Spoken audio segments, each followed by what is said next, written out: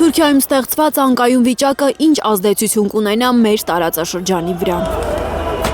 Թուրքական մի շարք քաղաքներում Էրդողանի իշխանության դեմ սկսված կատաղի ցույցերի ֆոնին արտգործնախարար Հաքամ Ֆիդանի ու ԱՄՆ պետքարտուղար Մարկո Ռուբիոյի հանդիպման մամուլին հայտնի բովանդակությունից փորձագետները եզրակացնում են, որ Միացյալ Նահանգները փորձում է պայմանավորվել Թուրքիայի հետ էսկալացիա չսկսել Հարավային Կովկասում։ Հարավային Կովկասում ցանկացած լարվածություն, ցանկացած նաև ագրեսիվ գործողություն, որ կարող է Ադրբեջանի կողմից հրահրվել,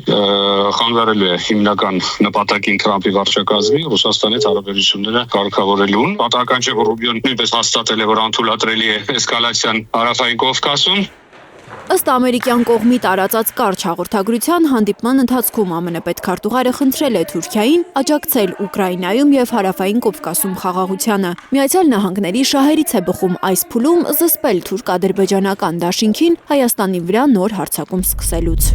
Միացյալ Նահանգները այս պահի դրությամբ ամբողջությամբ կենտրոնացած է Ռուսաստանի հետ հարաբերությունները կարգավորելուն եւ Ռուսաստանի հետ ամենատարբեր տարածաշրջաններում պայմանավորվելու եւ եթե կենտրոնացած այս process-ի վրա ակնհայտ է նաեւ Հարավային Կովկասն է այստեղ իրենց համար կարեւոր։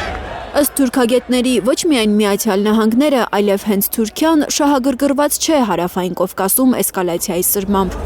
Էրդողանի գլուխը հիմա ներքաղաքական խնդիրների մեջ է թաղված։ Հարավային Կովկասում իր ունեցած ստատուս քվոն պահպանելն էլ Էրդողանին բավարար է այս փուլում։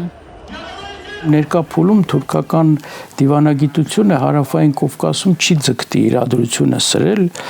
եւ չի ձգտի ուժեղացնել իր դիրքերը։ Թուրքիան սեփական խնդիրներով է զբաղված,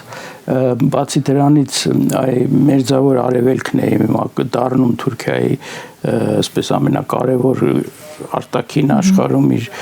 դիրքերը ուժեղացնելու ուշադրության թիրախը, Հարավային Կովկասը կորցնում է նշանակությունը Թուրքիայի համար։ Ոչ էլ Ռուսաստանին է ձեռնտու Հարավային Կովկասում իրավիճակի սրումը, ստացվում է միայն Ադրբեջանն է ուզում ռազմական բախում հրահրել։ Պարզ է, որ Ռուսաստանը չի աջակցի Ադրբեջանին, եթե Ադրբեջանը որոշի լայնածավալ ռազմական գործողություններ սկսի Հայաստանի դեմ։